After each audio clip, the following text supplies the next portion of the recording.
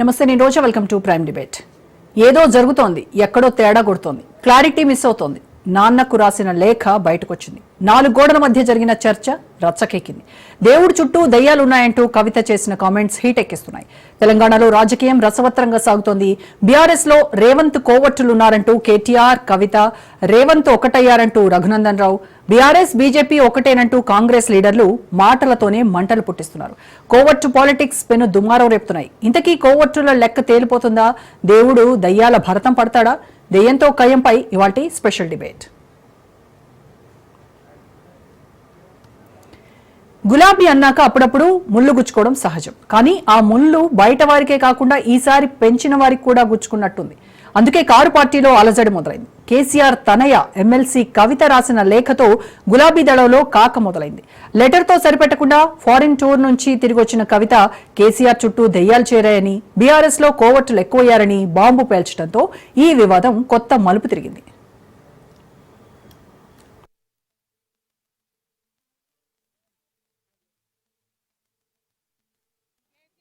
దేవుడు కానీ కేసీఆర్ గారి చుట్టూ కొన్ని దయ్యాలున్నాయి. వాళ్ళ వల్ల చాలా నష్టం జరుగుతున్నది. కేసీఆర్ గారు దేవుడు కానీ కేసీఆర్ గారి చుట్టూ కొన్ని దయ్యాలున్నాయి. వాళ్ళ వల్ల చాలా నష్టం జరుగుతున్నది. కేసీఆర్ గారు దేవుడు. కవిత లేఖపై పెద్ద ఎత్తున రచ్చ మొదలవడంతో అసహనంతో ఉన్న బీఆర్ఎస్ హైకమాండ్ ఆమె కోవట్టులు దయ్యాలంటూ చేసిన కామెంట్స్ పై రగిలిపోతోంది. ఇక ఉపేక్షిస్తే పార్టీకి డ్యామేజ్ జరుగుతుందని డిసైడ్ అయిన బీఆర్ఎస్ వర్కింగ్ ప్రెసిడెంట్ కేటీఆర్ స్వయంగా మీడియా ముందుకొచ్చి కవితకు కౌంటర్ ఇవ్వడం కోసం మెరుపు. కేసీఆర్ చుట్టూ దెయ్యాలు చేరాయన్న కవిత కామెంట్ పై స్పందిస్తూ తనకు తెలిసినంత వరకు తెలంగాణకు పట్టిన దెయ్యం రేవంత్ రెడ్డిని అంటూ కౌంటర్ ఇచ్చారు కేటీఆర్. బీఆర్ఎస్ లో కోవట్టులున్నారంటూ కవిత చేసిన ఆరోపణలపై ధీటుగా స్పందించిన కేటీఆర్ అన్ని పార్టీలోనూ కోవట్టులుంటారని, బీఆర్ఎస్ లోనూ రేవంత్ కోవట్టులున్నారంటూ చెల్లెలికే చురకంటించారు. అన్నా చెల్లెళ్లు మాటకు మాట సంధించుకోవడం తెలంగాణ పాలిటిక్స్ లో హాట్ టాపిక్ గా మారటం మాటేమో గానీ వీరిద్దరూ ప్రస్తావించిన కోవట్టుల వ్యవహారంపై క్లారిటీ రావాల్సి ఉంది. తెలంగాణకు పట్టిన శని కాంగ్రెస్, తెలంగాణకు పట్టిన దయ్యం రేవంత్ రెడ్డి. ఇప్పుడు ఆ దయ్యాన్ని శనిని ఎట్లా వదిలించాలనేది మా టార్గెట్. తెలంగాణకు పట్టిన శని కాంగ్రెస్, తెలంగాణకు పట్టిన దయ్యం రేవంత్ రెడ్డి. ఇప్పుడు ఆ దయ్యాన్ని శనిని ఎట్లా వదిలించాలనేది మా టార్గెట్. తెలంగాణ కొన్ని విషయాలు అంతర్గతంగా మాట్లాడాల్సిన విషయాలు అంతర్గతంగా మాట్లాడితేనే బాగుంటుంది. పార్టీ ఫోరమ్స్ ఉన్నాయి, అధ్యక్షుల వారితో కలిసే అవకాశం ఉంది, లేదా ఆఫీస్ బేరర్స్ ఉన్నారు, కలిసి చెప్పుకునే అవకాశం ఉంది. కాబట్టి అంతర్గతంగానే కొన్ని విషయాలు మాట్లాడితే బాగుంటుంది. అది ఎవరు బీఆర్ఎస్ ఎమ్మెల్సీ కవిత వ్యాఖ్యలపై తమదైన శైలిలో స్పందిస్తున్నారు కాంగ్రెస్, బీజేపీ నేతలు. కవిత అన్న దెయ్యం కేటీఆరే కావచ్చునన్నారు మంత్రి సీతక్క. సిస్టర్ స్ట్రోక్ తో కేటీఆర్ కు చిన్న మెదడు చితికిపోయిందన్నారు. కేటీఆర్ కి గోబెల్ అవార్డు ఇవ్వాలని ఎద్దేవా చేశారు.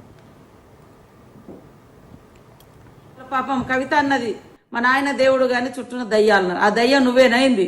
ఈడీ విషయంలో రాహుల్ గాంధీని మాట్లాడే అర్హత నీకుందా?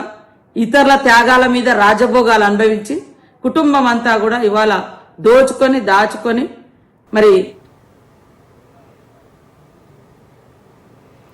ఇక కవిత మరో షర్మిల అంటూ సంచలన వ్యాఖ్యలు చేశారు బీజేపీ ఎంపీ రఘునందన్ రావు. ఆమె లేఖ వెనుక సీఎం రేవంత్ ఉన్నట్టు ఆయన అనుమానం వ్యక్తం చేశారు.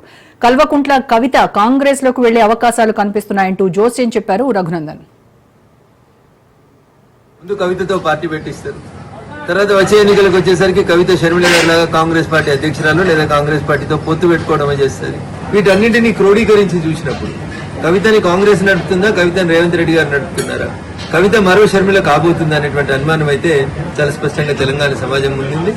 ముందు కవితతో బీఆర్ఎస్ లో కోవట్టులున్నారని కవిత ఎవరినుద్దేశించన్నారు? తమ పార్టీలో రేవంత్ కోవట్టులున్నారని కేటీఆర్ ఇచ్చిన హింట్ ఎవరికి వర్తిస్తుంది? కోవట్టులున్నారని తెలిసినా గులాబీ హైకమాండ్ ఎందుకు ఉపేక్షిస్తోంది? ఇలాంటి ఎన్నో ప్రశ్నలకు సమాధానం దొరక్క పింక్ కార్యకర్తలు తలలు పట్టుకుంటున్నారు. రైట్, ఇదే అంశంపై డిబేట్లోకి వెళ్దాం. డిబేట్లో పార్టిసిపేట్ చేస్తున్నారు బల్మూరి వెంకట్ గారు, కాంగ్రెస్ ఎమ్మెల్సీ, అలాగే తక్కెళ్లపల్లి రవీందర్రావు గారు, బీఆర్ఎస్ ఎమ్మెల్సీ, మాజీ ఎంపీ, బీజేపీ నాయకులు సీతారాం నాయక్ గారు, అలాగే ప్రముఖ రాజకీయ సామాజిక విశ్లేషకులు సీనియర్ జర్నలిస్ట్ బండారు రామ్మోహన్ రావు గారు మనతో జాయిన్ అయ్యారు. నమస్కారం అండి అందరికీ. రైట్, ముందుగా వెంకట్ గారు మీతో స్టార్ట్ చేద్దాం. ఓవైపేమో కేసీఆర్ దేవుడు కానీ కేసీఆర్ చుట్టూ దయ్యాలున్నాయని కవిత అంటుంటే, ఇక్కడ తెలంగాణకు పట్టిన పెద్ద దయ్యమే రేవంత్ అని కేటీఆర్ అంటున్నారు. అంటే దయ్యాన్ని వదిలించే పనిలో మేము ఉన్నామని కూడా ఆయన చెప్పారు. సో మొత్తం మీద అసలు సైతాన్ ఎవరంటారు? ఇప్పుడు చాలా స్పష్టంగా కవిత గారే చెప్పారు. కేసీఆర్ గారు చుట్టూ ఉండేది ఎవరు? వారి పార్టీ సభ్యులు, వారి కుటుంబ సభ్యులు. కేసీఆర్ గారి చుట్టూ దయ్యాలు ఉన్నాయని వారే సంబోధించిండ్రు. అంత క్లియర్ కట్ గా చెప్పిండ్రు. ఈరోజు పంచాయతీ అంతా కూడా చాలా క్లియర్ కట్ గా వాళ్ళని ఉద్దేశించి కేసీఆర్ గారు చుట్టూ అంటే అది కేటీఆర్ గారు, హరీష్ రావు గారు, సంతోష్ రావు గారు, లేదా వాళ్ళ కుటుంబ సభ్యులు, లేదా బీఆర్ఎస్ పార్టీ నాయకులను ఉద్దేశించి చాలా స్పష్టంగా కవిత గారు మాట్లాడినరు. దానికి సంబంధించి ప్రాపర్ ఎక్స్ప్లెనేషన్ ఇవ్వక, దానిపైన మాట్లాడక, దానికి సమాధానాలు చెప్పక, దాన్ని ఉద్దేశించి మళ్ళీ మా పైన మాట్లాడుతుండ్రు. చాలా క్లియర్ గా లేఖలో కూడా చెప్పారు, భారతీయ జనతా పార్టీ నాయకుల పైన మాట్లాడకుండా కావాలని చెప్పి ఈ రకంగా మాట్లాడుతున్నారు. చాలా అనేకమైన చాలా స్పష్టంగా వారు మాట్లాడినరు. మరి ఇవన్నిట్లో కూడా వాళ్ళ అంతర్గత కుటుంబ పంచాయతీ మేము కూడా పెద్ద పట్టించుకోకపోతుండే, కానీ దోచుకునే 1,00,000 కోట్ల పంపకం పంచాయతీ కదా కదా. దాని గురించి మేము ఇన్వాల్వ్ ఈ పంచాయతీ ఏందో వారిని అడుగుతున్నాము. దయ్యాలు ఎవరో కేటీఆర్ గారే అంటారు వారి పార్టీలో కోవట్లు ఉన్నారని. మరి వారు స్పష్టత ఇవ్వాలి. వారు స్పష్టంగా మాట్లాడితే ఈ పంచాయతీ ఉండదు కదా. ఈరోజు వారు ఏ రకంగా అధికారంలో ఉన్నప్పుడు వారు ఏ రకంగా వ్యవహరించారో కర్మ తిరిగి వస్తుంది అన్న విధంగా ఈరోజు వారికి అదే పరిస్థితి, అదే దుస్థితి పట్టింది. రైట్. అయితే దయ్యాలతో పాటు కోవట్టులు, రేవంత్ రెడ్డి కోవట్టులు బీఆర్ఎస్ పార్టీలో ఉన్నారని అటు కేటీఆర్ అంటున్నారు, ఇటు కవిత కూడా అదే కామెంట్స్ చేశారు. మీరు మరి మీ కోవట్లకి ఏం టాస్క్ ఇస్తున్నట్టు? ఈ వాళ్ళకి తెలిస్తే పార్టీ దగ్గర వాళ్ళు తీసేయాలి. ఇప్పుడు వాళ్ళు ఆ రకమైన కొన్ని వ్యవహారాలు పార్టీలో కౌశిక్ రెడ్డి వంటి వ్యక్తులను పెట్టి నడిపినరు. అది బహిర్గతమై తర్వాత ఏమై చేస్తున్నామని చెప్పి భావిస్తురేమో. వారికి ఏదైనా ఉంటే వారి కుటుంబ స్వయానా వారి చెల్లి ఎలా ప్రశ్నించింది, స్వయానా మీ చెల్లి మిమ్మల్ని వెంకట్ గారు కొంచెం ఇఫ్ యూ డోంట్ మైండ్ కాస్త వెహికల్ ని పక్కకు ఆపితే అర్హత ఉందో ఒకసారి వాళ్ళకి వారు పునరాలోచించుకోవాలి. యా మీరు జర్నీలో ఉన్నట్టున్నారు వెంకట్ గారు. కొంచెం కాసేపు కనుక మీ వెహికల్ ని పక్కకు ఆపుకొని మాట్లాడితే మీ వాయిస్ బాగా వెళ్తుంది ప్రజల్లోకి. ఇప్పుడు ప్రాబ్లం అంతా కూడా వారి యొక్క చెల్లె మాట్లాడింది. వాళ్ళ కుటుంబంలోనే సఖ్యత లేదు. వాళ్ళ చెల్లెకే వారి సమాధానం చెప్పుకోలేకపోతారు. సొంత చెల్లెకి సమాధానం చెప్పుకోలేక వారే ప్రశ్నిస్తున్నప్పుడు ఇతరుల పైన బురద జల్లుతే ఏమొస్తుందండి? ముందు మీ ఇంట్లో మీకు ఉన్న పంచాయతీ తనకు ఎక్స్ప్లెనేషన్ ఇచ్చుకోండి. కోర్టులుంటే మరి మీరు పార్టీ వర్కింగ్ ప్రెసిడెంట్ యాక్షన్ తీసుకోండి. మరి దేనికోసం తీసుకుంటలేరు? పార్టీ వర్కింగ్ ప్రెసిడెంట్ గా నీకు ఉన్నారని తెలిసినప్పుడు ఆ వాస్తవాలు బయట పెట్టు. ఎవరో ఏందో ఇప్పుడు నీ కుటుంబ పంచాయతీ పైన చర్చ అవుతుందని చెప్పి మా పైన బురద జల్లే ప్రయత్నం ఎందుకు చేస్తున్నావు? రైట్. దీనిపైన రవీంద్రరావు గారు మాట్లాడతారు. రవీంద్రరావు గారు, మీ కుటుంబ పంచాయతీని మీ కుటుంబంలో చర్చించుకోకుండా అనవసరంగా కాంగ్రెస్ పైన బురద జల్లేటువంటి ప్రయత్నంలో భాగంగా రేవంత్ ను అనవసరమైనటువంటి మాటలు అంటున్నారు అని చెప్పేసి అంటున్నారు. అసలు దయ్యము మీ చుట్టూనే ఉన్నారు, మీలో ఎవరో మీరే తేల్చుకోండి అని అంటున్నారు. గుడ్ ఈవినింగ్ రోజా గారు, మీకు పాల్గొంటున్న పెద్దలకు నమస్కారం. ఇక అవన్నీ కూడా జరుగుతూనే ఉంటాయి. ఏదో పెద్ద ఉపద్రవం వచ్చినట్టు ఇంతకుముందు మీరు అన్నట్టు ఏదో గులాబీ ముళ్ళు గుచ్చుకుంటున్నాయి, గులాబీ గందరగోళానికి గురవుతుంది, గులాబీలో ఏదో పెద్ద పెనుగుప్పిన వచ్చినట్టుగా మేమైతే ఏమో అనుకోవడాలి. మనం దేశంలో అనేక ప్రాంతీయ పార్టీలో, రాజకీయ పార్టీలో చూస్తూనే ఉన్నాం. మనం వైఎస్ఆర్ కుటుంబంలో చూసాము, ఎన్టీ రామారావు కుటుంబంలో చూసాము, డిఎంకేలో చూసాం, మనం ఆ తర్వాత పోతే ములాయం సింగ్ యాదవ్ అక్కడ చూసాం. ఇవన్నీ కూడా ప్రాంతీయ పార్టీలలో జనరల్ గా కుటుంబ సభ్యులు ఉంటారు, ప్రధానమైన పాత్ర పోషిస్తారు. ఎక్కడొక్కడ చిన్న చిన్న విషయాలు దృష్టికి వచ్చినప్పుడు అవి చాలా పెద్దగా చిత్రీకరించబడతారు. కేసీఆర్ కూతురు కవిత ఇలాంటి వ్యాఖ్యలు చేయడము, పార్టీకి సంబంధించి ప్లీనరీలో ఇవి చేసుంటే బాగుండేది అని కొన్ని అంశాలను ప్రస్తావిస్తూ లేఖ రాయడము, ఇది చాలా చిన్న విషయంగా చూస్తోందా బీఆర్ఎస్ పార్టీ? లేఖ కాదు,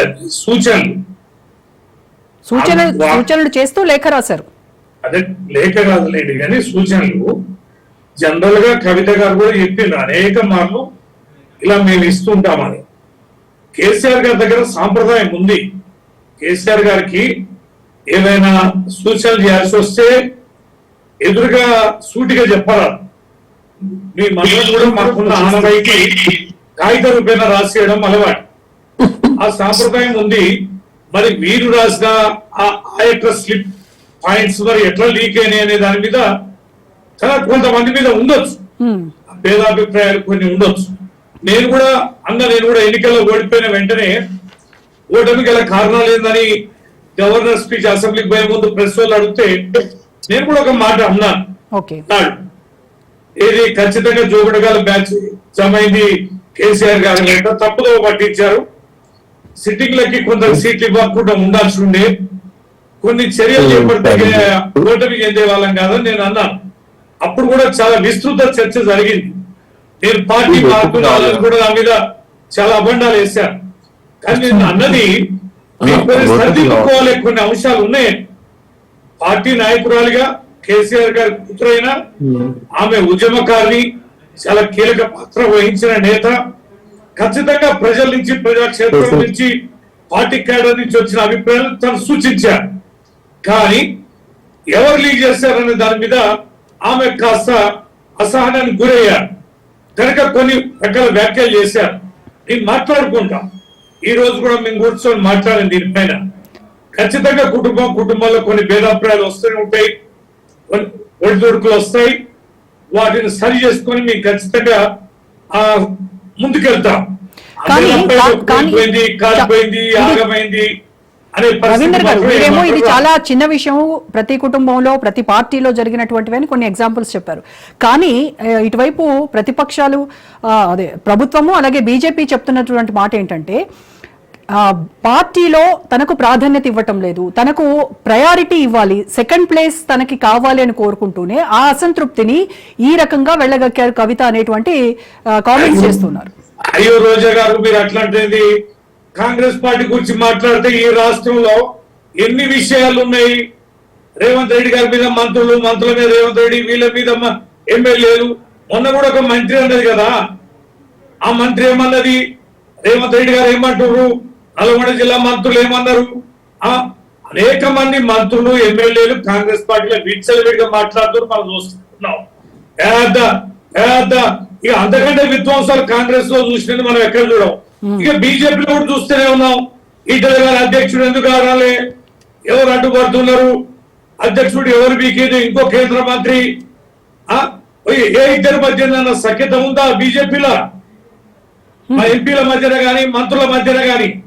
ఈ రాష్ట్రంలో ఉన్న 5-6 మంది కీలకమైన బీజేపీ నేతల మధ్యన ఉన్న సైక్లింగ్ సిస్టమ్ ఎంత తీవ్రమైన ఘర్షణ వైఖరి ఉంది. ఎందుకు బీజేపీ అధ్యక్షుడు వేయలేకపోతున్నారు, ఎన్ని రకాలుగా కాల్పులు చేస్తున్నారు. ఈటల రాజేందర్కి మరి కాళేశ్వరంలో ఇరికించడంలో మా వారి పాత్రే ఉందని ఈటల మాట్లాడుతున్న వ్యాఖ్యలు మనం చూస్తలేదా? ఎన్ని రకాల విషయాలండి ఇవన్నీ. ఏదో ఊరికింత కింద కవిత సూచించినటువంటి పాయింట్స్ లో, అంటే మీరు అన్నారు ఈ బీఆర్ఎస్ లో నేతలకు ఈ రకంగా సూచనలు చేయడం అలవాటు, దానిపైన విస్తృతంగా చర్చ కూడా జరుగుతూ ఉంటుందన్నారు. మరి కవిత సూచించినటువంటి అంశాలపైన చర్చ జరిగిందా? మేజర్ గా తను బీజేపీని ప్లీనరీలో గట్టిగా విమర్శించాల్సి ఉంది అని చెప్పేసి ఆవిడ సూచించారు. మరి దీనిపైన బీఆర్ఎస్ స్టాండ్ ఏంటి అసలు బీజేపీ విషయంలో? రోజా గారు, నేను రాష్ట్రంలో చాలా నియోజకవర్గాలు తిరిగాను, ప్రజల్లో క్యాడర్ లో ఈ చర్చ ఉంది. జరిగిన బహిరంగ సభ మీద పాజిటివ్ అంశాలు ఇవి, ప్రజల్లో ఉన్న నెగిటివ్ అంశాలు చర్చ జరుగుతున్నవి, ఇవి మీ దృష్టికి తీసుకొస్తున్నా అని అవి 2 రాశారు. నెగిటివ్ అంటే ప్రజల్లో ఉన్న చర్చ, తన అభిప్రాయంగా కాదు. మనం ప్రజల్లో బీజేపీ మనం ఒకటి అనేది కాంగ్రెస్ బాగా ప్రచారం చేస్తుంది, మనం ఇంకొంచెం దాడి పెంచాల్సి ఉండే, ఇది చర్చనీయాంశంగా ఉంది అని ప్రజాక్షేత్రంలో నుంచి వస్తున్న సూచనగా తను చెప్పారు. ఏదో తన పురాణం, తన అభిప్రాయాలంగా కాదు. ప్రజాక్షేత్రంలో 46 నియోజకవర్గాలు నేను ఇప్పటివరకు పర్యటించాను. ఈ పర్యటనలో భాగంగా నా దృష్టికి వచ్చిన అంశాలు మీరు దృష్టికి తీసుకొస్తున్నా అని చెప్పి వారు పాజిటివ్ నెగిటివ్ అంశాలు రాశారు. ఓకే, సరే, అదే అలాగే అనుకుందాం రవీంద్ర గారు, అలాగే అనుకుందాం. మరి దానిపైన బీజేపీ పైన బీఆర్ఎస్ స్టాండ్ ఏంటి, మీ వైఖరి ఏంటి చెప్పండి. ఖచ్చితంగా బీజేపీ మాకు ప్రమాదకరి, కాంగ్రెస్ కంటే బీజేపీనే, నో డౌట్ ఎట్ ఆల్. కానీ అధికారంలో ఉండి ఇచ్చిన హామీలను అమలు పరచకుండా ప్రజల్ని ముప్పు తిప్పలు పెడుతున్నా, అది గోస పెడుతున్నా, ఇచ్చిన హామీల నుంచి వైదొలిగి మళ్ళా నిస్సిగ్గుగా ఇష్టం వచ్చినట్టుగా పొద్దున లేస్తే బీఆర్ఎస్ పార్టీ పైన, కేసీఆర్ గారి పైన మాట్లాడుతున్న కాంగ్రెస్ మేము ఖచ్చితంగా మాట్లాడాల్సి వస్తుంది. బీజేపీ అధికారంలో రాష్ట్రంలో లేదు. రైట్. కొత్త స్థమానం మీ బీజేపీ మీద మాట్లాడడానికి ఎజెండా అనేది తక్కువగా ఉంది.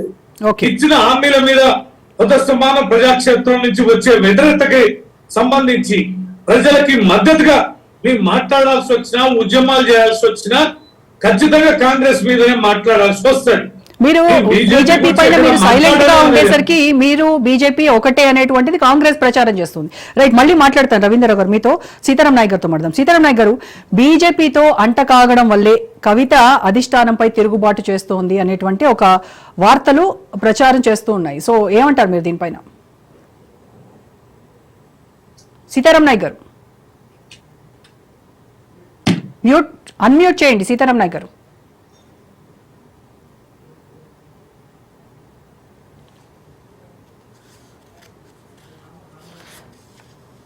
Right, okay. రామ్మోహన్ సార్ తమ్ముడు. రామ్మోహన్ సార్, కేసీఆర్ దేవుడు కానీ ఆయన చుట్టూ దయ్యాలున్నాయి అని కవిత కామెంట్స్ ని ఎలా చూడాలంటారు? అంటే తండ్రిని కలవకుండా కవితను ఆపగలిగేటువంటి శక్తి ఎవరికి ఉందంటారు? ఇప్పుడు రవీంద్రరావు గారు చెప్పారు, మాకు అలవాటే ఇలాంటిది, సూచనలు చేస్తాము, ఈ రకంగా పంపిస్తూనే ఉంటాము, దానిపైన చర్చించుకుంటాము కూడా పార్టీలో అని చెప్తూ ఉన్నారు కదా, అధిష్టానానికి రాస్తాము అని అంటున్నారు.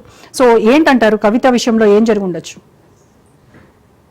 రోజా గారు, మీకు, రవీంద్రరావు గారికి, అట్లాగే పల్లూరు వెంకట గారికి, సీతారాం నాయక్ గారికి, రాజ్ న్యూస్ ప్రేక్షకుల నమస్కారం. నేను ఒకటే అంటున్నాను, ఈ కుటుంబ కథా చిత్రం నడుస్తుంది. 4 పిల్లర్స్, ఒక నిట్టాడు.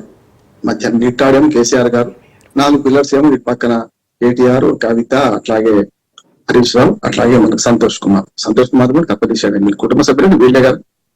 ఈ 4 నిట్టాడుగా కేసీఆర్ గారు.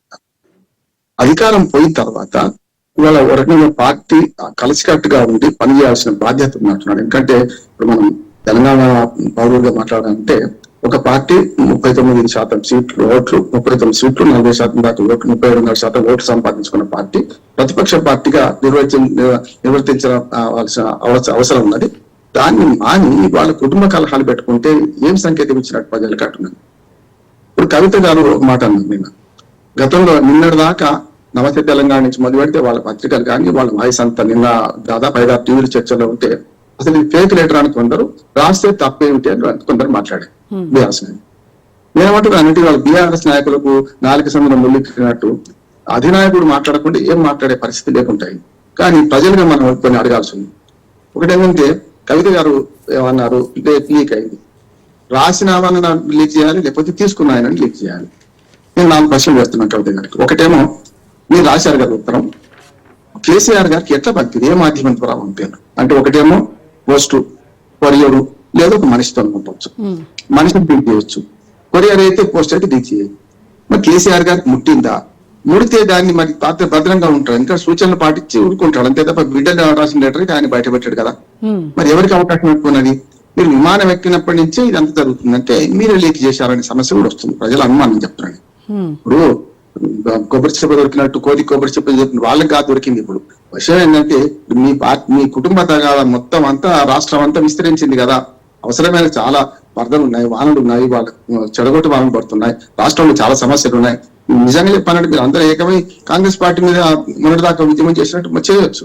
ఇదంతా విడిచిపెట్టి చేస్తున్నారంటే స్పష్టంగా మన పద్యం ఉంది కదా, చెప్పులోని చెవిలోని జోరిగా కంటిలోని నడుచు మనకు ఇంటిలోని పోరి ఇంతింత కాదే విశ్వద ఇంటిలోని పోరేది.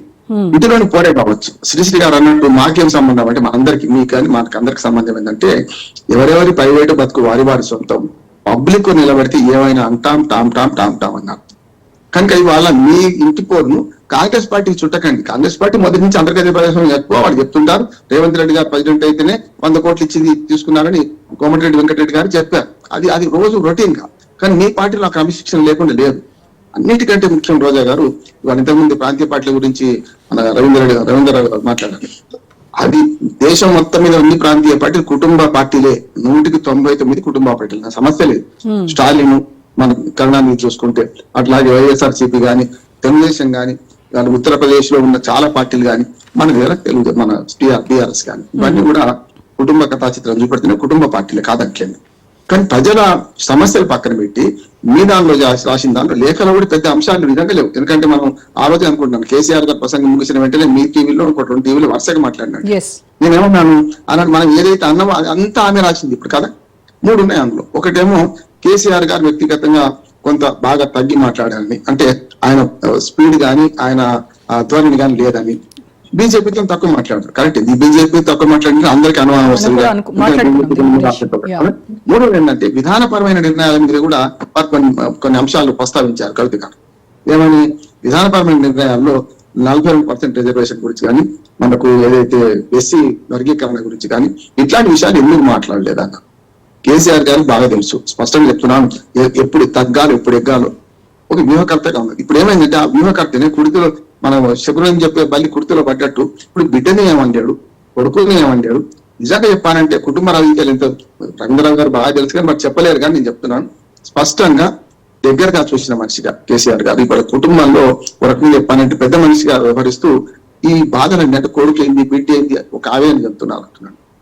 ఒకనాడు చూస్తే కేటీఆర్ గారు 2వ సారి ముఖ్యమంత్రి కేసీఆర్ అయిన తర్వాత చాలా సభల్లో కేటీఆర్ ముఖ్యమంత్రి అని తలసాని శ్రీనివాస్ యాదవ్ తో సహా చాలా మంది కేసీఆర్ టీఆర్ఎస్ పెద్దలు మాట్లాడుతుంటే ముసిముసి నవ్వులు అన్నారు కదా.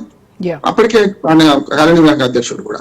అటువంటి అప్పుడు ఆ పదవి ఆయన బతికుండగా పదవి తీసుకుందామని ఆలోచన చేసిన కేటీఆర్ కు ఇప్పుడు ఇవాళ 2వ స్థానం లేదని బాధపడుతున్న కవిత పెద్ద తేడా లేదంటున్నాడు. ఇప్పుడు 2 కొడుకు బిడ్డ పోటీ నడుస్తుంది. కానీ దేశ రాజకీయాలు చూస్తే 2 మనకు అన్న చెల్లెళ్ళు అక్క తమ్ముళ్ళు ఉన్నప్పుడు చూడండి మొత్తం మీద చాలా సార్లు పురుషాధిక సమాజంలో పురుషులకి అవకాశం ఎక్కువ వస్తున్నది. మీరు కనిమూలి మనకు స్టాలిన్ చూడండి, మన షర్మిల జగన్మోహన్ రెడ్డి చూడండి, మనకు కాంగ్రెస్ పార్టీలో అయితే ప్రియాంక గాంధీ రాహుల్ గాంధీ చూడండి, ఇక్కడ మనకు కవిత కేటీఆర్ చూడండి. అంటే ఏమవుతుందంటే ఒక్కోసారి రాజకీయాల వారసత్వంగా ఆడవాళ్ళు కూడా వస్తున్నారు కాదంటే. సుప్రియ సూలే ఆమెకు మనకు శరద్ పవార్ కు ఆయనకు కొడుకులు లేరు కనుక సమస్య లేదు. కనుక పురుషాధిక సమాజాన్ని ధిక్కరించే క్రమం కవిత ఒక ధోరణి ఉంటది. ఆమె జాగృతి పెట్టినప్పుడు కానీ పెద్దగా మిగతా వాళ్ళు అంటే పార్టీకి దగ్గరగా సంబంధించిన చాలా మంది తీసుకునేదాన్ని. 2వ సావిత్రిబాయి పూలే విగ్రహం పెట్టాలని రామన్ గారు అయితే ఇప్పుడు కవిత రాసినటువంటి లేఖ వెనక మొత్తం స్క్రిప్ట్ అంతా రేవంత్ రెడ్డి ఇచ్చారు, ఆయనే నడిపిస్తున్నారు అని కదా ఇప్పుడు కామెంట్ చేస్తున్నారు. ఆడ లేక మధ్యలో పడుకుంటున్నాను. ఏమంటున్నాను, మీ పార్టీ వ్యవహారం మీరు చక్కబెట్టుకోండి, ఎదుటోని ఎందుకు అంటున్నారు అంటున్నాను. ఇప్పుడు రేవంత్ రెడ్డికి ఏం సంబంధం? అందుకని ఆమె కొబ్బరి చిప్పు దొరికింది అన్నట్టు మీ పార్టీలో మీరు కలహాలు పెట్టుకొని మీ పార్టీలో దయ్యాలు ఉన్నాయని చెప్పి ఇప్పుడు అందుకని ఇప్పుడు దయ్యం బీజేపీ ఆరోపిస్తోంది, బీజేపీ అంటోంది ఈ మాట మొదటి నుంచి అంటుంటావు. నువ్వు చూడండి, మీరు చూడండి, ఇప్పుడు బీజేపీ బీఆర్ఎస్ ఒకటేనే కాంగ్రెస్ అంటది, కాంగ్రెస్ బీఆర్ఎస్ ఒకటేనే బీజేపీ అంటది. ఈ 3 ముక్కల ఆట వాళ్ళు ఆడుతున్నారు. ఇప్పుడు 3 ముక్కల కాదు 4 స్తంభాల ఆట నడుస్తుంది పార్టీలో. ఈ 4 స్తంభాల ఆటను ఛేదించవలసింది, ఆయన పరిష్కరించవలసింది కేసీఆర్ పెద్ద పరిస్థితిగానే ఉంది, మన దగ్గర లేదు. ఆయన నిర్ణయం తీసుకోవాలి. ఒక మాట చెప్పి ముగిస్తాను.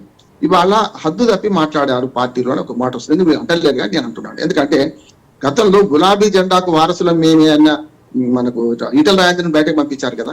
ఇవాళ పార్టీని బజారు పాలు చేసి నవ్వుటోళ్ళ ముందర జారిపడ్డట్టు చేసిన కవితను ఏం చేయాలి ఇప్పుడు కేసీఆర్ గారు?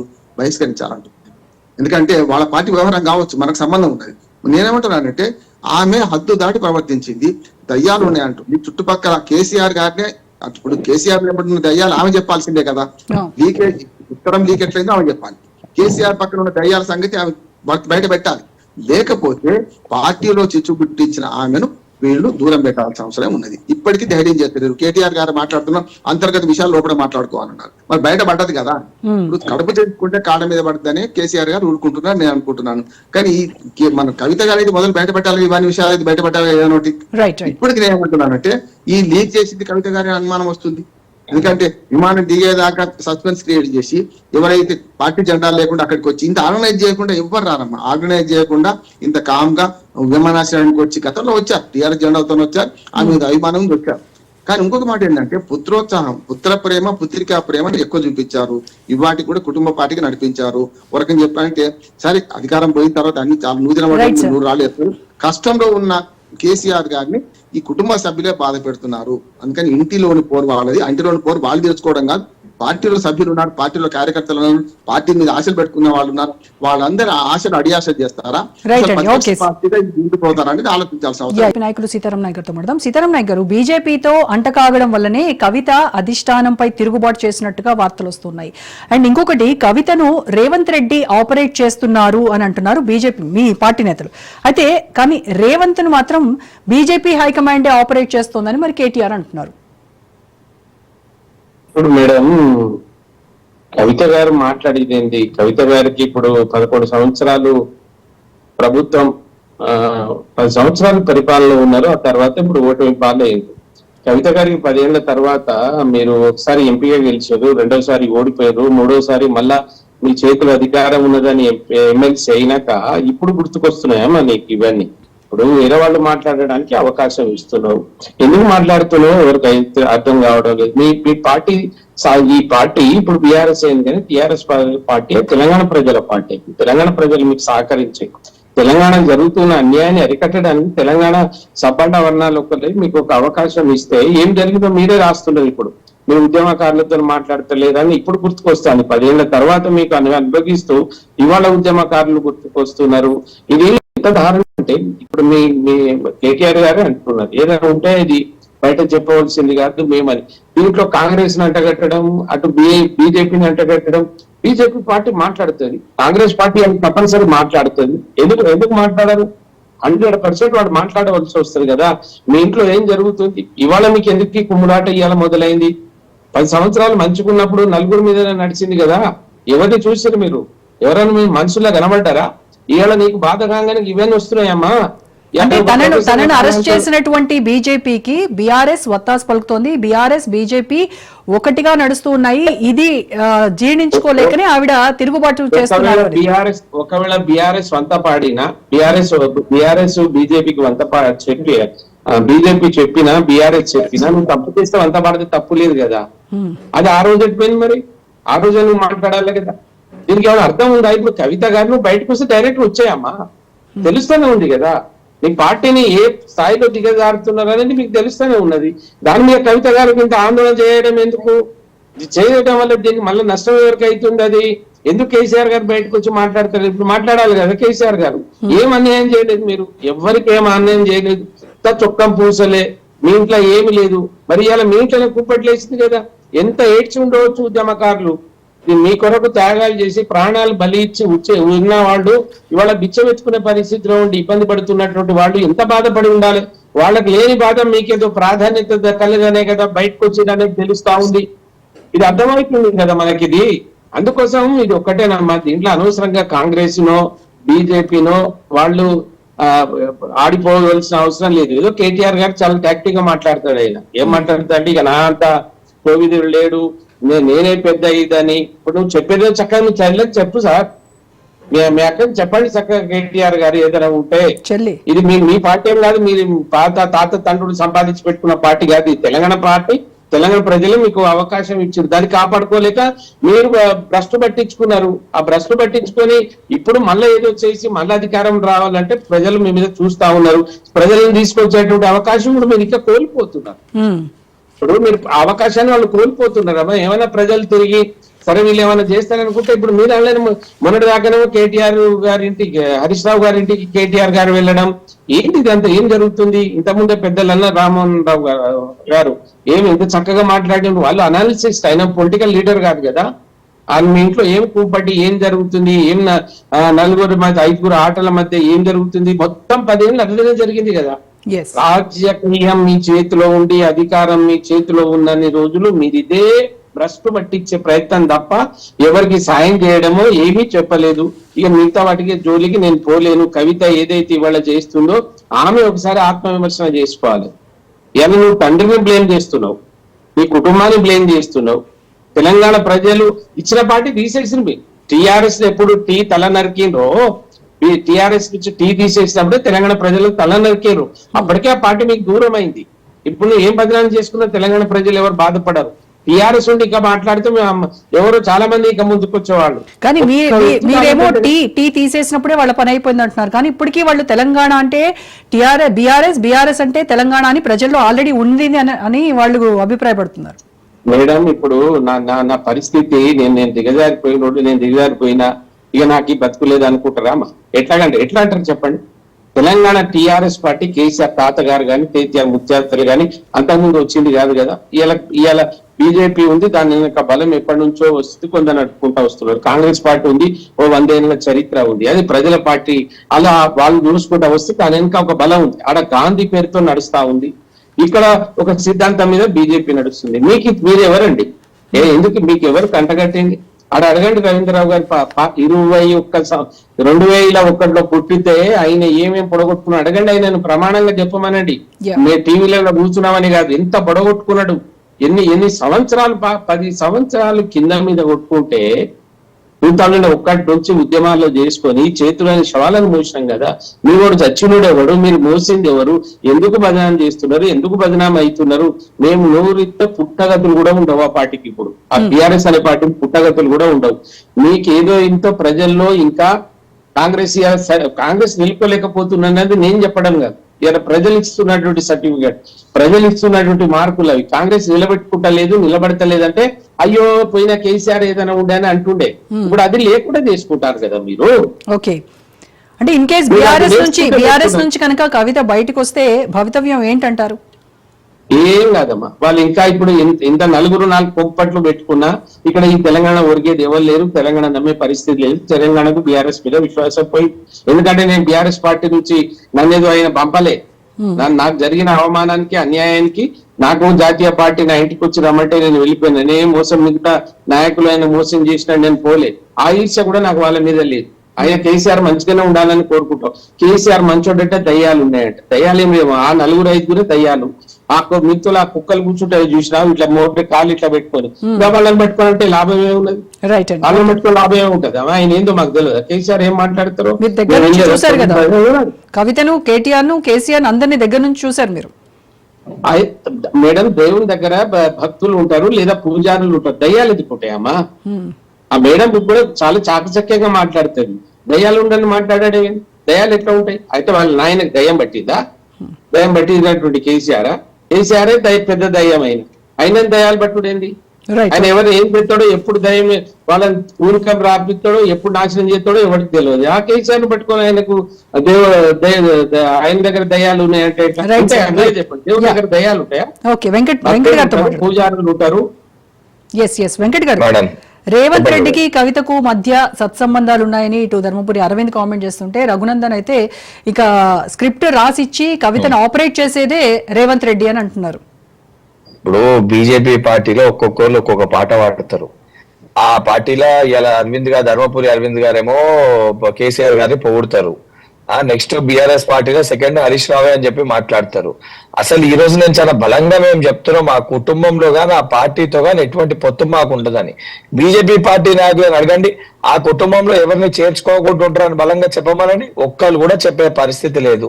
ఈ రోజు రేపు పొద్దున కవిత గారు కూడా, ఇప్పుడు నేను కూడా చెప్పొస్తుంది, ఆడ బీజేపీ పార్టీ వాళ్ళు కేటీఆర్ తోటి హరీష్ రావు తోటి సఖ్యతగా ఉన్నారు, కవితని పట్టించుకుంటలేరు, కొంచెం బెదిరిస్తారు కాబట్టి ఆమె డ్రామాలు ఆడుతుంది. రేపు పొద్దున ఆ సఖ్యత కుదరాలంటే నన్ను కూడా పట్టించుకోవాలి, ఎందుకు ఈ డ్రామా ఆడుతుందని మనం కూడా చెప్పొచ్చు. ఏదైనా మాట్లాడితే వాస్తవాలు చెప్పాలి. బీజేపీ బీఆర్ఎస్ పార్టీలు ఏమైతుందో బీజేపీ పార్టీకి తెలుస్తుంది, బీజేపీ పార్టీలు ఏమైతుందో బీఆర్ఎస్ పార్టీకి తెలుస్తుంది. ఎవరి మధ్యలో ఎవరికి సఖ్యత ఉంది, ఎవరి గురించి ఎవరు మాట్లాడుతున్నారు చాలా స్పష్టంగా కనబడుతుంది. ఇంకోటి, బీఆర్ఎస్ పార్టీ నాయకులు ప్రతిసారి అసలు వాళ్ళే ప్రాంతీయ పార్టీ కాదన్నారు కదా, వాళ్ళది నేషనల్ పార్టీ అని వాళ్ళే చెప్పారు కదా. అసలు వాళ్ళు ప్రాంతీయ పార్టీయా నేషనల్ పార్టీ? ఎవరు నేషనల్ పార్టీ అన్నప్పుడు బీజేపీ పార్టీని ఎందుకు విమర్శించలే కేసీఆర్ గారు? కాంగ్రెస్ బీజేపీ ఒకటని బీఆర్ఎస్ అంటుంది. ఎందుకంటే ఎగ్జాంపుల్ కూడా చెప్పారు, నేషనల్ హెరాల్డ్ కేసులో సీఎం రేవంత్ పేరు చార్జ్ షీట్ లో ఉన్నప్పటికీ కూడాను ఎందుకు దానిపైన మాట్లాడట్లేదు అని. రోజా గారు, ఇప్పుడు ఎవిడెన్స్ కి చార్జ్ షీట్ లో పిలిచిన దానికి ఆలోచన లేకుండా, ఏదైతే సంబంధించి నోటీసులకి దానికి తేడా తెలియకుండా మాట్లాడుతారు వాళ్ళు కొంతమంది. ఇప్పుడు వాస్తవానికి బీజేపీ పార్టీ కాంగ్రెస్ పార్టీ ఒకటే పరిస్థితి ఉంటుందా? అసలు బీజేపీ పార్టీ కాంగ్రెస్ పార్టీ ఒకటనే ఎక్కడైనా ఉంటుందా? అసలు ఆ పరిస్థితి ఉంటుందా?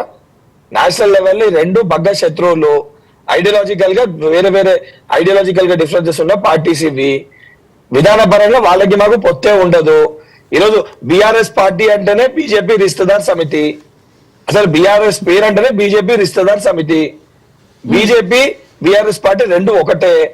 అందుకే జ్యోతిష్యం చెప్తారు, బీఆర్ఎస్ లో ఎవరు నెక్స్ట్ అనేది బీజేపీ వాళ్ళు జ్యోతిష్యం చెప్తారు, బీజేపీలో ఏమైతుంది అనేది బీఆర్ఎస్ వాళ్ళు జ్యోతిష్యం చెప్తారు. ఇప్పుడు ఈటల రాజేందర్ గారిని కూడా కేసీఆర్ గారు ఇళ్ళకి పంపిర్రు, ఈ పంచాయతీ ఏం కావద్దు రేపు పొద్దున ఇబ్బంది జరగొద్దని ఇళ్ళకి పంపిర్రు. అందుకే కేంద్ర సంస్థలు ఇన్వాల్వ్ అవుతలేవు ఈ కాళేశ్వరం వీటన్నిట్లలో.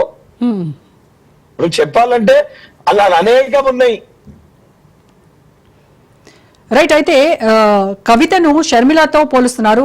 ఇక్కడ తెలంగాణలో మరో షర్మిల తయారైంది అని చెప్పేసి మీ పార్టీకి సంబంధించినటువంటి షర్మిల ఆవిడతో పోల్చేటువంటి ప్రయత్నం చేస్తున్నారు. ఇప్పుడు మేడం, ఇప్పుడు అంతర్గతంగా పంచాయతీ అయినప్పుడు అక్కడ కూడా అన్న చెల్లెల మధ్యలో పంచాయతీ అయింది కాబట్టి దాన్ని ఉద్దేశించి అదే రకంగా ఈమె కూడా పంచాయతీ చేస్తుంది, ఇదే రకంగా చేస్తుంది అనేది చెప్పడం జరుగుతుంది. వాస్తవానికి అది వాళ్ళ కుటుంబ సమస్య, అంతర్గతంగా వాళ్ళు మాట్లాడుకోవాలి. సరే, కేసీఆర్ గారిని ఆ వయసులో ఆ పెద్ద మనిషిని ఇప్పుడు కాంగ్రెస్ పార్టీ అంతర్గతంగా మాకేమైనా ఇబ్బందులు ఉన్నా అది వేరే వేరే వ్యక్తులు, వేరే వేరే కుటుంబాలు. సొంత కుటుంబంలోనే వాళ్ళు చక్కదిద్దుకోలేకపోతున్నారు కదా.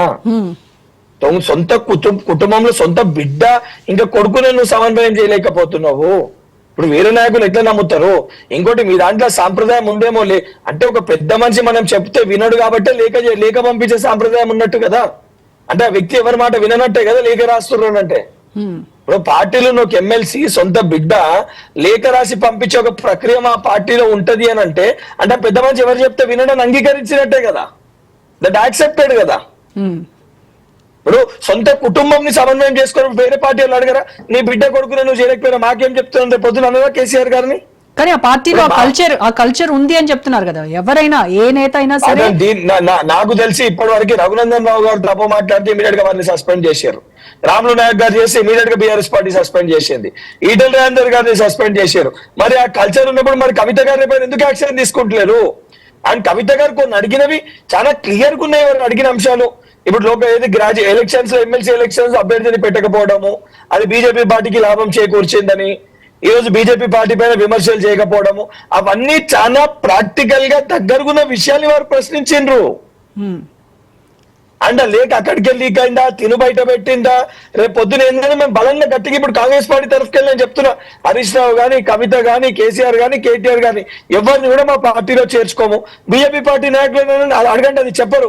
బీఆర్ఎస్ తో పొత్తుండదు అని చెప్తారు. అంటే రేపు పొద్దున హరీష్ రావు గారు వస్తే చేర్చుకోవచ్చు, కవిత గారు వస్తే చేర్చుకుంటారు, కానీ బీఆర్ఎస్ తో పొత్తుండదని ఒకటే చెప్తారు వాళ్ళు.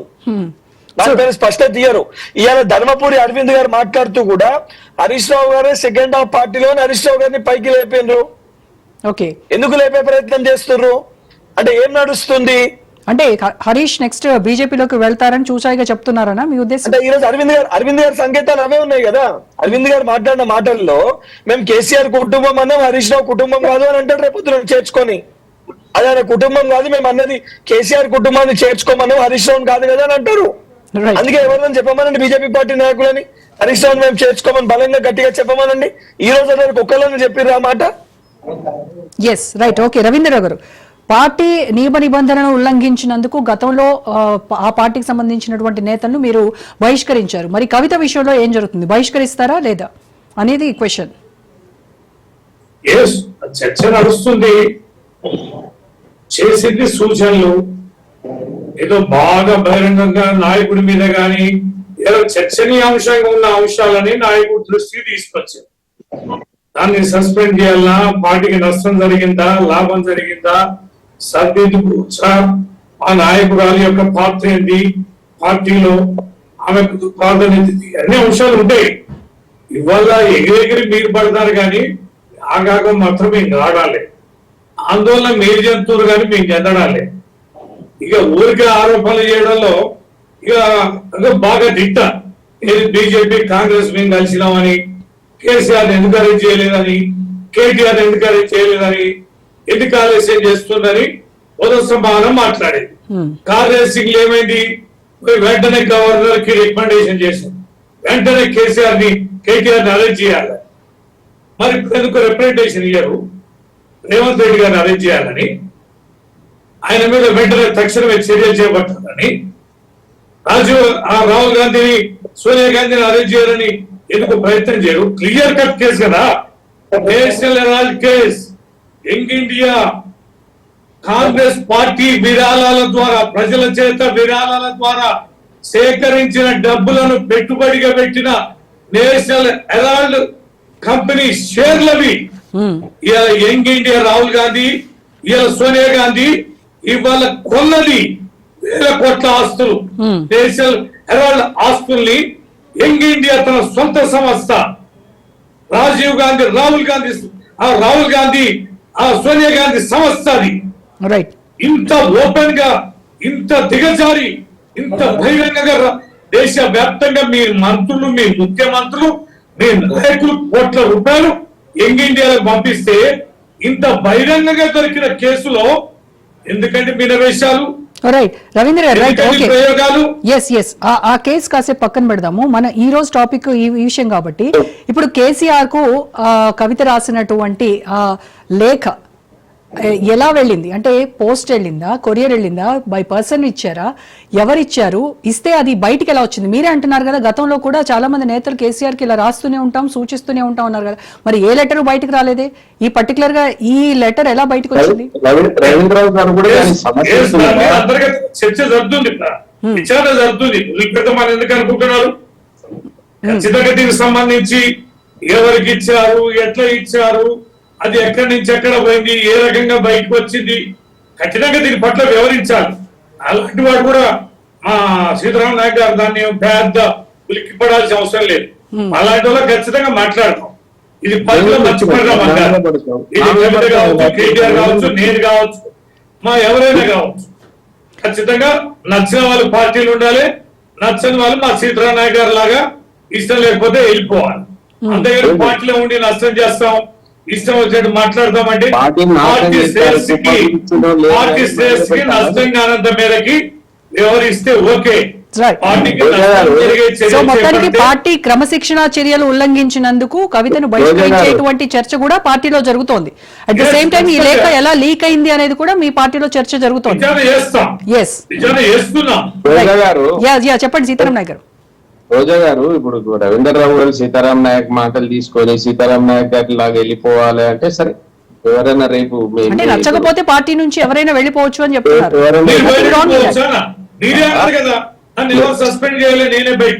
అవును కదా, ఎవరైనా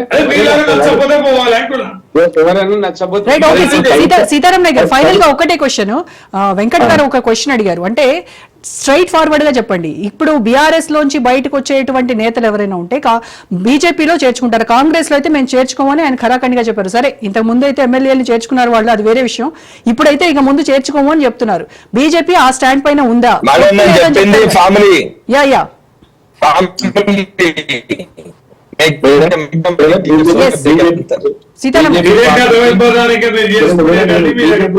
అధిష్టానం ఉంటది మేడం. బీజేపీ పార్టీ అధిష్టానం దృష్టి పార్టీ వాళ్ళని చేర్చుకుంటారు లేదని మేము మాది మునిగిపోయి మీద అర్థమవుతుంది కదా. ఒక్క మాట చెప్తాను, టైం ఒక్క మాట చెప్తాను.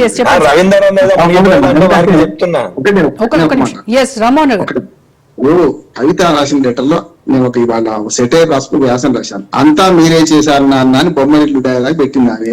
ఆ నాన్న జవాబు చెప్పాలి, సమస్య లేదు. ఒకటి. రెండోది ఏంటంటే ఆమె రాసిన విషయాలు మిగతా పార్టీ విషయాలు అయినా సరే ఏమైనా సరే అవి పార్టీకి వ్యతిరేకమే అంటున్నాను నేను. ఏదైనా సరే పోస్ట్ మార్టం కావచ్చు, అందరూ చెప్పే విషయాలు కావచ్చు, ఆమె లెటర్ రాసింది కదా, ఆ లెటర్ దాటి మాట్లాడింది. ఆ లెటర్ వరకు అయితే ఏం కాకపోతే నేను రెండన్నా డినై చేస్తుందేమో అనుకున్నాను, డినై చేయలేదు. ఆ లెటర్ దాన్ని రాసింది. మంచిదే, ప్రజాస్వామ్యంగా తండ్రి బిడ్డ రాసింది. బిడ్డకు తండ్రి రాయడం కాదు, తండ్రి బిడ్డకు రాసిన ఉత్తరాలు కూడా ఉన్నాయి. మనకు నెహ్రూ గారు డిస్కవరీ మొత్తం అంతా అదే కదా, ఏమంటే తప్పు కాదు. కానీ ఆ తర్వాత సీఎం అని నినాదాలు పెట్టుకోవడం కాదు, దయ్యాలు ఉన్నాయని చెప్పడం, దీనివల్ల ఏంటంటే పార్టీ వ్యతిరేక చర్య అంటున్నాను. రవీంద్ర గారు చెప్పలేదు కానీ ఇప్పుడు ఏవైతే సీతారామ నాయక్ గారికి హెచ్చరిక చేసిండే అది కవిత గారిని ఉద్దేశించి అయితే బాగుండేదని నేను అంటున్నాను. ఎందుకంటే కవిత పేరు మీరు ఎత్తుకోరు. ఇప్పుడు బీఆర్ఎస్ నాయకులు ఎవరు కవిత పేరు ఎత్తుకుంటలేరు. లోపల ఏం జరుగుతుంది రవీంద్రరావు గారు డైరెక్ట్ గా చెప్పకపోయినా ఆయన ఉద్దేశం అదే కదా సార్, నచ్చకపోతే పార్టీ నుంచి వెళ్ళిపోవచ్చు, సీతారాం నాయక్ గారి లాగా వెళ్ళిపోవచ్చు అని చెప్పారు. పార్టీ క్రమశిక్షణ చర్యలు ఉల్లంఘిస్తే ఖచ్చితంగా బహిష్కరణ ఉంటుంది.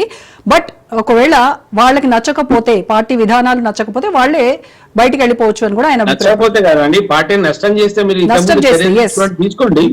పార్టీ విధానాలు నచ్చకపోతే కూడా కదా, ఇప్పుడు పార్టీ విధానాలు నచ్చకపోతే కదా, నచ్చకపోతే సీతారాం నాయక్ గారు పార్టీకి నష్టం చేసి పోలే, నేనేమంటున్నానంటే ఇప్పుడు వెంకట గారు చెప్పారు కదా, ఆ ముగ్గురు విషయంలో, రాముని విషయంలో కానీ, ఇతర మన ఈటల రాజేంద్ర విషయంలో కానీ, ఇతరత్ర విషయంలో కానీ వాళ్ళను మీరు సస్పెండ్ చేసింది కదా. ఇప్పుడు తన బిడ్డ అయితే ఒక న్యాయం, ఇంకొకరికి ఇంకో న్యాయమా? ఇప్పుడు కాంగ్రెస్ పార్టీ కూడా మనం ప్రశ్నించడం, తీర్మానం మళ్ళీ ఒక న్యాయం, అట్లాగే మనకు కోమటిరెడ్డి రాజగోపాల్ రెడ్డితో ఒక న్యాయం అని అన్నాం కదా. ఇది కూడా అంతే అంటున్నాను. ఈటల పార్టీకి అంత నష్టం చేయలేదు సార్. ఇప్పుడు ఈమె లెటర్ రాసి ఎంత నష్టం చేసిందో పార్టీకి, ఈటల గానీ ఎవరు ఇంత నష్టం చేయలేదు. మీకు ఆ దమ్ము ధైర్యం ఉంటే మీరు ఏం చేయాలి తీసుకుంటే మందిని అనుడు ఎందుకు?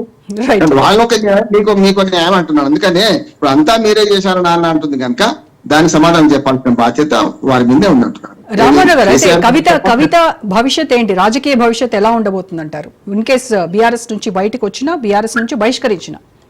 ఎప్పుడు చెప్పే సామెతే అంటే, ఇప్పుడు రాజకీయాల హత్యలు ఉండవు, ఆత్మహత్యలు ఉంటాయి. ఎవరు ఎప్పుడు ఏ తప్పు చేస్తారో ఎక్కడ ఉంటారో మనం చూస్తున్నాం కనుక ఆత్మహత్య సదృశ్యం అంటున్నాను. ఆమె చేసిన పని అయితే అంతవరకు ఆగితే ఏం కాదు. ఉత్తరం రాసిన ప్రజాస్వామ్యంగా కొన్ని పొరపాటు జరిగి ఆ విషయం మాట్లాడుతున్నానంటే సరిపోయేది. కానీ సీఎం అని చెప్పించుకోవడం, దయ్యాలు ఉన్నాయని పార్టీలో కయ్యం పెట్టే ప్రయత్నం చేయడం, దీంతో ఏమైందంటే ఇప్పుడు ఎవ్వరు నాలుక సందర్భం ముడ్డెత్తినట్టు ఎవ్వరు మాట్లాడిన పరిస్థితి. కేసీఆర్ గారు అయితే చెప్తే కుర్తిలో పడ్డ మన బలిలాగా అయిపోయింది పాపం ఆయన. అందుకని నేను ఏమంటున్నానంటే, ఇప్పుడు పుట్టేటి కష్టాల్లో ఉంది పార్టీ, సొంత బిడ్డకి పనిచేస్తుంటే ఎట్లా అంటున్నాను.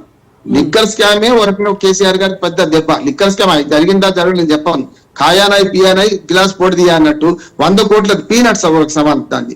అది కేసు నడుస్తుంది. ఆ విషయంలో కేసీఆర్ గారు చాలా బాధపడ్డారు. ఆ మాట కూడా నాకు బహిరంగంగా ఒక మాట ఏమన్నారంటే, నా బిడ్డ జైలుకు పోతే నాకు బాధ ఉండదా, ఎందుకు మాట్లాడలేదని ప్రజలకు చెప్పుకున్నాడు కదా ఆయన. అందుకని నేను ఏమంటానంటే, ఇప్పుడు మంచి చెడు జరిగింది. ఇప్పుడు ఆమె ఏ ప్రయోజనాన్ని ఆశించి ఇది లీక్ చేసిందా లేకుంటే లీక్ చేశారా, ఇవన్నీ ఆమె చెప్పాలి కదా. తదుపరి పరిణామం కేటీఆర్ గారు కూడా దాన్ని పెద్దగా మాట్లాడాలి. ఇప్పుడు ఏమైందంటే, ఇంటి పోరును కాంగ్రెస్ మీద నెట్టేస్తున్నారు. రేవంత్ రెడ్డి వాళ్ళు ఇద్దరు ఒకటి డైవర్ట్ అయిపోతుంది, డైవర్ట్ పాలిటిక్స్ అవుతుంది. రామ్మోహన్ గారు, ఇంటి పోరును తీర్చాల్సినటువంటి బాధ్యత ఎవరిపైన ఉందంటారు? కేసీఆర్ గారు, ఇంటి పెద్ద ఆయనే. ఒకటి పారోపణ చేసిన నియమం తీర్చాలి, లేకపోతే ఇది లేకపోతే మిగతా 3 స్తంభాలు ఉన్నాయి కదా, 3లో హరీష్ రావు గారు లేకపోతే కేటీఆర్ గారు తీర్చాలి. ఇవన్నీ ఇప్పుడు అంకనే. ఇప్పుడు మిగతా టీఆర్ఎస్ నాయకులు కూడా నిన్నటిదాకా మాట్లాడి వాళ్ళు మాట్లాడి లేకుండా పరిస్థితి అయిపోయింది. ఎందుకంటే వాళ్ళు ఏం మాట్లాడకుండా మనం ఏం మాట్లాడుతూ పరిస్థితి కష్టం కదా. ఇప్పుడు రవీంద్రరావు గారు గట్టిగా కవితను సస్పెండ్ చేయాలని మాట అంటే అనలేకపోతున్నాడు కదా. ఎందుకు అనలేకపోతున్నారు? దానికి కారణం అదే కదా. ఇప్పుడు వాళ్ళు ఏం మాట్లాడతారో తెలియదు. అందులో ఇంకోటి ఏంటంటే, అందరూ వేరే, మళ్ళీ వాళ్ళ నలుగురు ఒకటే. ఎప్పుడైనా మళ్ళీ అది కూడా వస్తుంది. ఆ నలుగురు ఒకటే. ఇప్పుడు ఓడి తీరుతారు, కొట్టినట్టు నటించు, ఓడి వేడిసినట్టు నటించినట్టు పరిస్థితి అయితే రేపొద్దున. నేను వాళ్ళ మీద ద్వేషం లేదు, చాలా పార్టీ క్షేమం గురించి మాట్లాడుతున్నా. పార్టీ మాట్లాడిన కొంప మునుగుతుంది, వాడు అక్కడ జరిగింది అదే కదా. ఈ వర్గాలు మెయింటైన్ చేసి హరీష్ రావు దగ్గర ఉన్న వాళ్ళు ఒకరు, లేకుంటే కేటీఆర్ దగ్గర ఉన్న పరిస్థితి సార్. అదే నేనేమన్నా. Okay, thank you so much Ravindra Rao గారు, రామ్మోహన్ రావు గారు, వెంకట్ గారు, Sitaram Nayak sir, thank you అండి. సో ఇంతకీ అసలు బీఆర్ఎస్ కు పట్టినటువంటి దయ్యం వదులుతుందా, కోరల్ పీకి బయటకు గెంటేస్తారా అన్నది ఇప్పటికైతే $1 మిలియన్ ప్రశ్నే. ఇది వాటి special debate. Stay tune to Raj news.